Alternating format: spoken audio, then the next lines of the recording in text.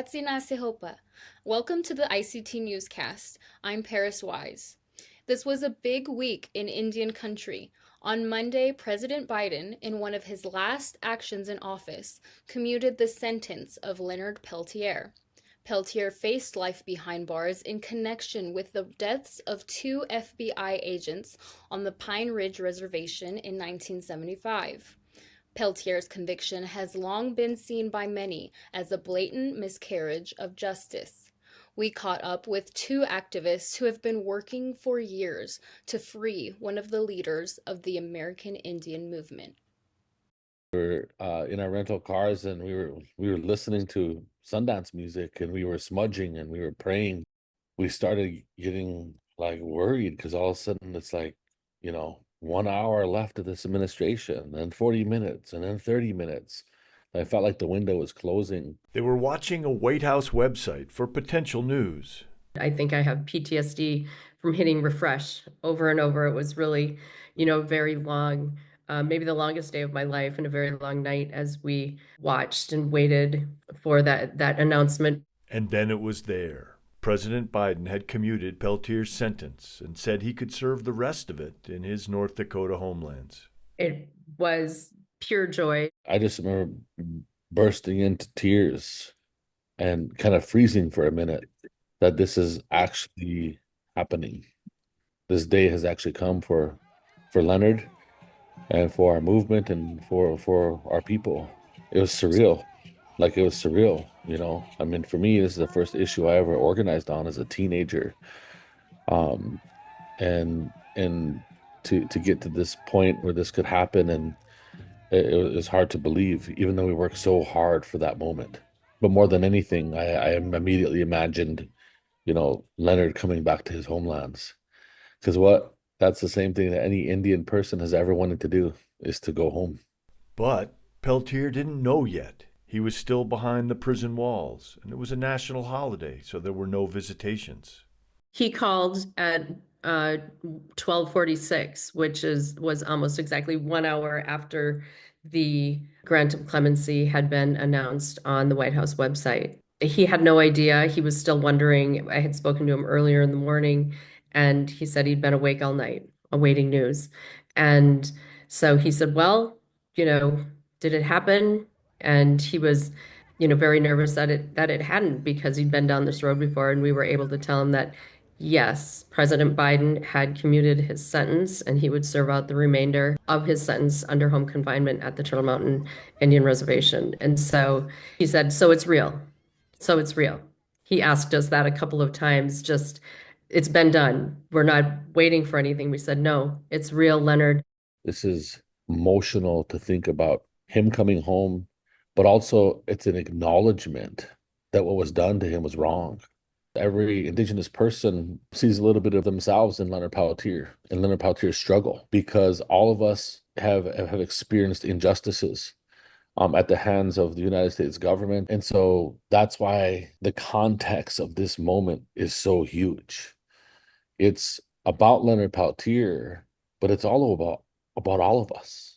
It's about Indigenous people everywhere. We're tired of being mistreated. That's why this moment is so huge for us. From Ute homelands in present-day Colorado, Stuart Huntington, ICT. Donald Trump has now taken office for his second time. Trump and his team are in the process of a massive task of filling around 4,000 government positions with their appointees.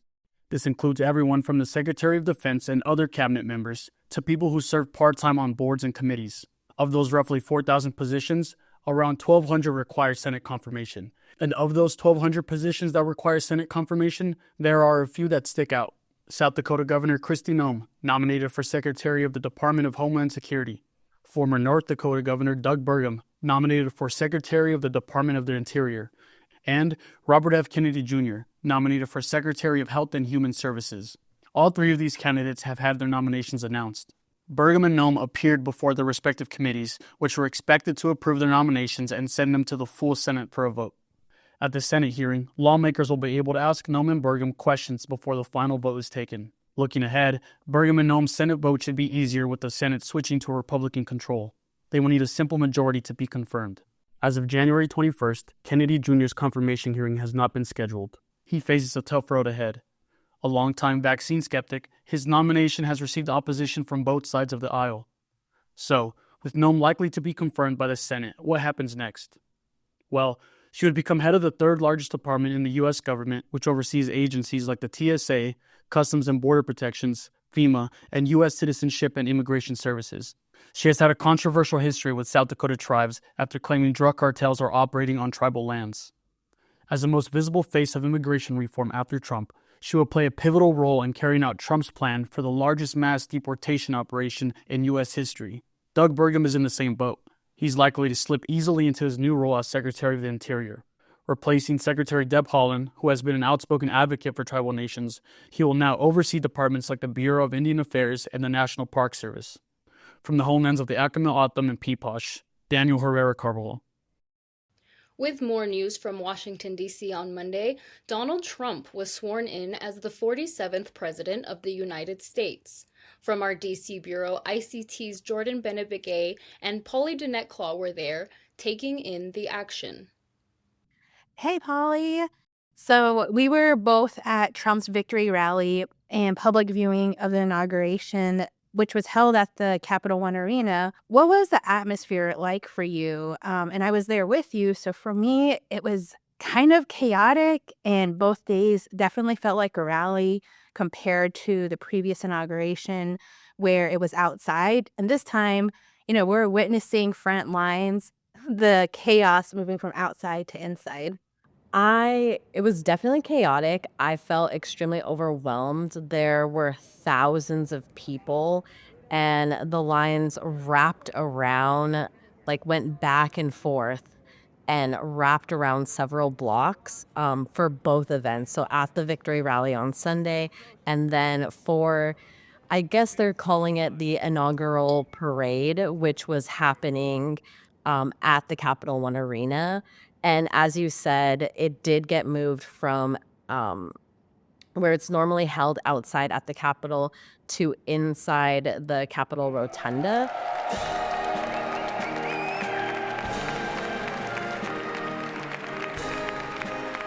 And there were about 300 people, VIPs, who were invited to the Rotunda to witness Donald Trump's second inauguration. And then there was a much larger group that was held inside the Capitol area. And one thing that I did wanted to highlight, and something that both of us noticed, was the statue of Popeye, which is New Mexico's statue inside the Capitol. And so when it would zoom out, you would see Popeye off to one side, which I found to be very interesting. Yeah, and Popeye was if not the one, or one of the Pueblo leaders who led the Pueblo revolt in the 1600s. So I thought that was really an incredible, irony, to the entire day, because also it was Martin Luther King Jr. Day. And moving forward, and it's a fact that Indigenous people more often than not vote Democrat. There's data to back this up too. What were some of the reasons people gave about why they supported President Trump? One of the things that a couple of folks who were from Arizona told me about the reasons why they supported President Donald Trump is the economy. So obviously the economy has been super important in Arizona in general, but in tribal communities, building up our economy, building up our infrastructure, those are important items to tribal communities, but also just the state of Arizona. And for the next 4 years, did these sources give any hope of what's going to be accomplished, or what could be accomplished in the next 4 years? Yeah, so it was really interesting that even though these folks were more conservative and did vote for a Republican presidential candidate, a lot of what their hopes were over the next 4 years mirrored some of the same things that I heard when I was at the Democratic National Convention and I was talking to folks there. And so I do want to say again that issues in Indian country, issues for Indigenous nations, are bipartisan, and they're very much similar. And so tribal sovereignty, respecting tribal sovereignty, improving tribal sovereignty, and making sure that tribal sovereignty is protected were definitely some of the main things that folks were saying. And the administration working with the new IHS director, funding for Indian Health Service, making sure that tribal leaders are at the table, that consultation is happening when it comes to issues that affect us and impact us and laws that impact nations. And so it was just very much the same rhetoric that I heard at the DNC that I'm hearing now again from folks who were attending the inauguration and who were celebrating the election of President Donald Trump. And so I did find that to be very interesting that there were more similarities and there were dissimilarities. And one of the things that I did want to note too is that folks didn't really talk about immigration as one of the issues that they cared about, which is something that has been one of the top issues for the Republican Party. And so that really wasn't something that anybody brought up. But when I did ask, is this issue important to you? Then folks did say, oh, yes, that issue is also important to me. And so they only mentioned it after I had asked them specifically about it. And then now you've been covering politics for the last 2 years from the nation's capital, or some people say the belly of the beast. And now you covered inauguration. But what was your experience like in reflecting back on these last 2 years? So reflecting back on the past 2 years being here covering politics is, again, realizing that we are more similar than we are different. And understanding that both sides of the aisle just want the same thing, which is a better future and a better foundation for Indigenous nations. And so working towards that goal, and it may look differently for, how people want to see that happen, but the underlying goal is to make sure that Indigenous nations are thriving, that their economies are thriving, that the people are thriving. And I think that is something that I really took away from this experience. And then also realizing the amazing work that is happening here in the Capitol every single day. And understanding that as we head into a new Congress, that again, the work continues. And there are Indigenous people, lobbyists who are here every single day educating members of Congress who may or may not have Indigenous nations within the boundaries of their districts, but nonetheless who vote on these bills that do impact Indigenous nations. And so they are out here every single day doing the work. And I think that sometimes, when I was back home, I didn't really understand that. And so now living here and reporting here, that's something that I definitely did notice. Also, in other big news on Inauguration Day, with Biden being in office for the last 30 minutes, news came out about Leonard Peltier and him getting granted clemency by President Biden. Can you kind of explain what happened that day? Because a lot of people didn't think it would happen. It was just very surprising. And Indigenous people on social media were super excited. They were talking about how they were in tears, how they were so happy that this had happened. There's been advocacy, since he's been incarcerated for a president to grant him clemency. And while there has been celebration, there has also been folks who um, are not joyful about the situation. And I do want to, also talk about that as well, whether it's law enforcement or folks who think that Peltier was involved in the murder of an Indigenous woman, even if it was sort of like an arm length away. And so that's another aspect to the story as well. And that's a story we'll be even watching to when he'll be released, which will be in several weeks, and we'll keep our readers and audience updated as it gets closer. Polly, thank you so much for your time and even just your devotion to covering politics and policy in DC.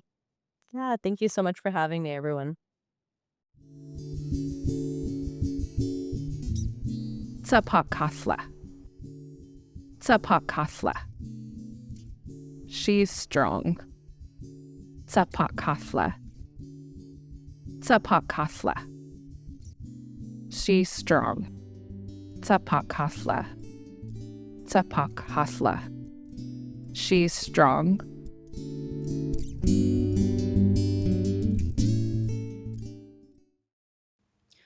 relocation program brought many Native Americans to cities across the country.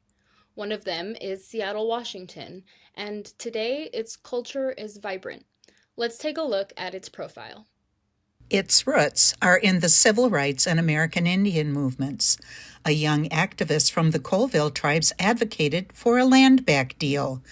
Bernie Whitebear's efforts established the United Indians of All Tribes Foundation and a home. Daybreak Star Indian Cultural Center opened its doors in 1977. It's located on a decommissioned military base in Seattle's Discovery Park. The Social Service and Cultural Center is at the heart of the urban Indian community, and now the home to a radio station. We are a 24/7 Native American First Nations Indigenous radio station. As I see it, a voice for Native American music, because there's not a lot nationwide, or as we are, international out there for them. We live in a world where standard radio play, major top 40 stations and everything, play everything, but they're still not playing Native Americans, even though there's a ton of us out there with some amazing music. When I visit other cities like Albuquerque and Phoenix, and that's the first thing I look around. It's like, I wonder if there's a Native station around here that I can listen to. Unfortunately, I've been able to happen on those radio stations. I thought, hey, what if we actually started one ourselves in Seattle? And so I just kind of started fishing around on that when I came back to Seattle, and I just made a few phone calls. I just happened to run into the right people who were able to help me get that established. But the thing that's different between us and Phoenix and Albuquerque is that it was brought to my attention, like, wait, why do you want to do just a local radio station? Why don't you do a national internet radio? And I thought, what's internet radio? He said, well, that's actually means you can broadcast nationwide if you want, even worldwide if you wanted to. My name is Summer Gonzalez. My tribe is Apache, or also we would say Aztec. I'm a radio host here with Daybreak Star, and my focus in Chicano music, it's kind of a way to open arms to Chicanos who they want to come home to their indigenous ways and to not be embarrassed when they call you, you're an Indian, to say, you're right, I am. I'm in charge of all the music in terms of getting it all into this database.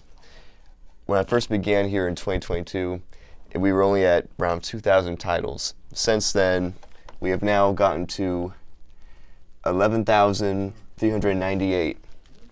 Yeah, massive, lot of titles in there. And we have every kind of music from traditional to jazz to rock to country. And we have talk shows. It's just gotten really big since being here, and I never thought since I arrived here it would get to this level and to get to the opportunities and that we've been able to do all these years. I do the sports here at Daybreak Star, and I was actually brought here about 2.5 years ago, almost 3 years now, and it's been a great time. I've met a lot of great people, and to have this platform, there's a lot of responsibility. But when someone sees you and you're working for a station as great as Daybreak, and the history that comes along with it, I think it just shows that the people back then who sacrificed, physically, mentally, spiritually to be here now with the radio and what we're doing, I think we're spreading good news. And I think that's the most important part is spreading good news for Natives in media. Anyone, anywhere, if you've got a phone, you can download our app and indigenize the airwaves with us everywhere you go. And it's free. Martin Luther King Jr. Day coincided this year with the presidential inauguration. We want to remember the struggle it took to declare the holiday 40 years ago. Declaring Martin Luther King Day a holiday was a long road, but President Ronald Reagan signed the law in 1983.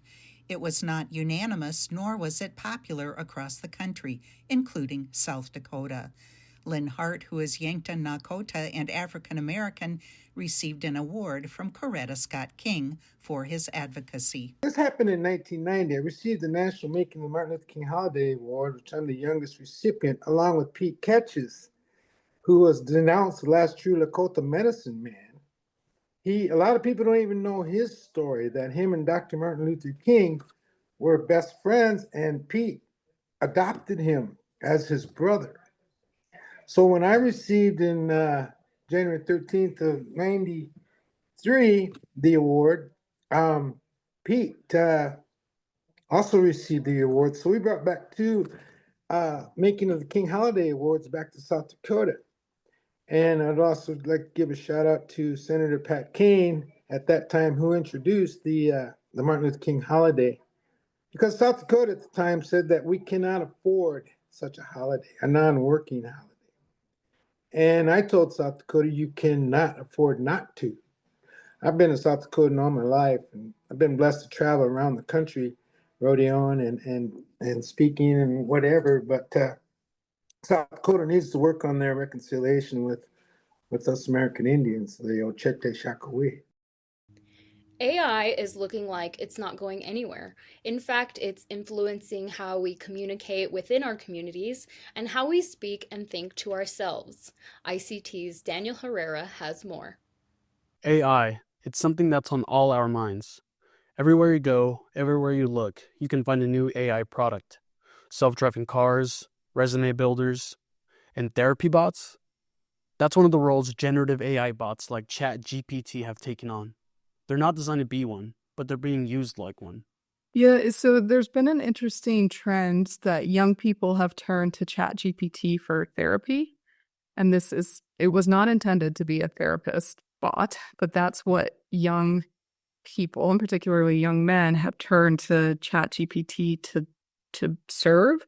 That's Dr. Laura Nelson. She's an associate professor of sociology at the University of British Columbia. She teaches how changing information and communication technologies impact societies and social interactions. She says the lack of therapy support systems is one of the causes for this behavior.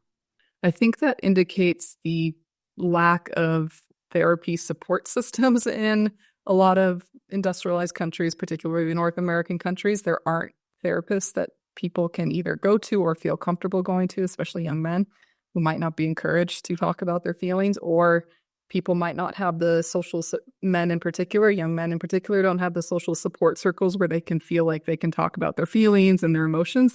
The World Health Organization even declared loneliness a global public health concern in 2023, commissioning an international study to solve the problem. In China, people began buying their parents an AI chatbot called Xiao Ice. China has an epidemic of loneliness, and so kids would buy their parents Xiao Ice, which is like a machine that would sit in their house that the parents would talk to. Oh, wow. They're lonely. And it was really, really successful. It became one of the most well-known bots that in China that people used. And they would also insert it into WhatsApp groups or the equivalent of WhatsApp groups to tell a joke or just liven up conversations. So it was a really successful way to kind of meet a need that people in China really needed. And now we're starting to see that incorporated into North America. But it can become bad very quickly, she says. It's also potentially problematic in that you may not be getting your needs met through these systems that weren't designed to be therapy bots. AI has the potential to have positive impacts on our communities and intrapersonally. I spoke with Dr. Daniel Wildcat, a professor at the Haskell Indian Nations University, and he had an interesting perspective on the matter. He says humans don't think like machines, and therefore, machines can't truly care for humans. Machines are not, they don't hold life. You can't create an algorithm for caring. And that's that intangible piece that is so much the center of our indigenous relationships with our lands, our homelands. It's an intangible thing. Generative AI like ChatGPT and Xiao Ice are considered large language models. LLMs are trained on vast data sets of text like books, articles, and code. We have no idea about how it's being developed. We have a good idea about who's developing it. We have to ask ourselves, what are the kinds of questions, that are being built into these algorithms? People who work on AI often integrate their worldview into the technology by consciously or subconsciously shaping the design, goals, and ethical considerations of the AI systems they develop. It's not representative of the entire population, right? It's a very small group of people, and it's not random who that group of people is, right? There are processes that produce, for example, mostly men who work on AI, or mostly East Asian, South Asian, and white men who work on AI. AI is arguably the most consequential technology in human history. Whether society as a whole adopts it or not, it will leave a lasting impact. We're in a moment right now where there's a lot of fear and panic over AI in certain areas, and there's a lot of polarizing ideas about it. And that's very common when new technology develops. We've seen it over and over again, going way back to the printing press.